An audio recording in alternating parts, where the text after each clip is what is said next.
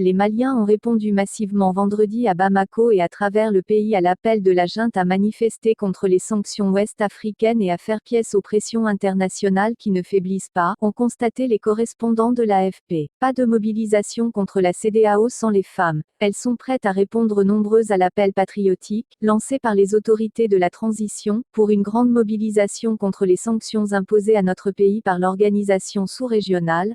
Le dimanche dernier, à la surprise générale des Maliens dans leur grande majorité, les chefs d'État de la Communauté économique des États de l'Afrique de l'Ouest, CEDEAO, ont mis sous embargo le Mali, en lui imposant des sanctions de nature à asphyxier le peuple.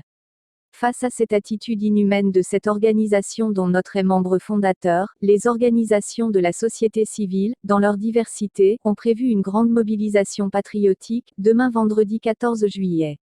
Une date qui n'a, sûrement, pas été choisie au hasard parce que consacrant la fête anniversaire de la France, les femmes du Mali ne comptent pas rester en marge de cette mobilisation patriotique. Pour mieux préparer ce rendez-vous historique, le ministère en charge de la promotion de la femme, de l'enfant et de la famille a organisé hier une réunion préparatoire. C'était dans la grande salle des réunions du dit département, qui a refusé du monde. Pour cause, les femmes sont venues très nombreuses. Parce qu'il s'agit de sauver le Mali, notre patrie commune. Ce pays, malgré la situation sécuritaire très alarmante qu'il traverse par le fait d'une guerre qui lui a été imposée par des hommes sans foi, ni loi, les chefs d'État de la CEDEAO n'ont pas pensé à lui exprimer leur solidarité, conformément à l'esprit fondateur de l'organisation.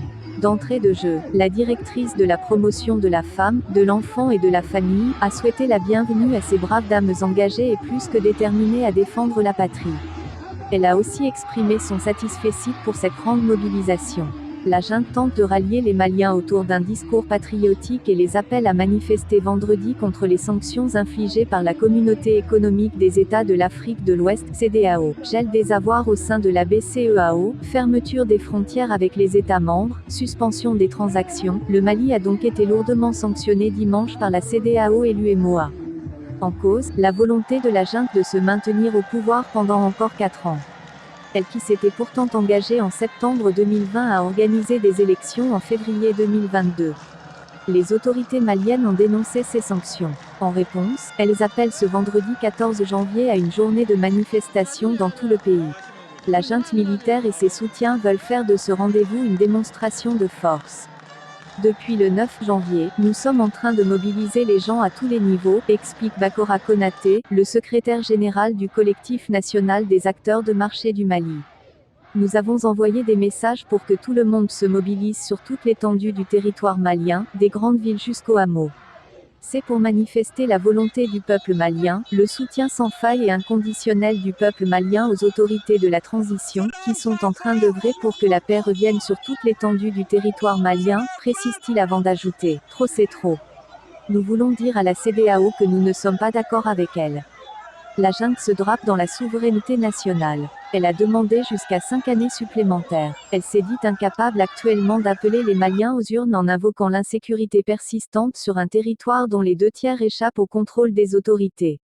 Elle réclame le temps de mener à bien des réformes essentielles selon elle et d'organiser des élections incontestables. Aucune voix significative ne s'est élevée au Mali pour approuver la CEDEAO. En revanche, un certain nombre pressant pour une reprise des discussions avec la CEDEAO, s'inquiétant de l'isolement international du Mali. Le colonel Goïta a assuré rester ouvert au dialogue avec la CEDEAO. Le chef de l'ONU Antonio Guterres a réclamé jeudi du gouvernement malien un calendrier électoral acceptable, rappelant que la CEDEAO pourrait alors lever graduellement les sanctions. Des partenaires du Mali aussi importants que la France et les États-Unis ont apporté leur soutien aux sanctions ouest-africaines.